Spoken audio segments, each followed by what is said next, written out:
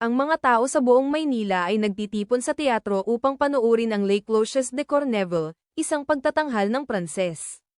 Isang tao lang, may dugong Kastila, ang tila walang interes na pumasok sa loob ng sinehan.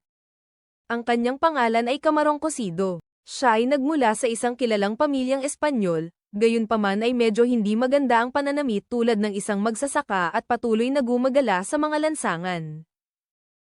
Inookupa niya ang kanyang sarili sa pamamagitan ng paglalagay ng mga poster ng mga paparating na palabas sa teatro.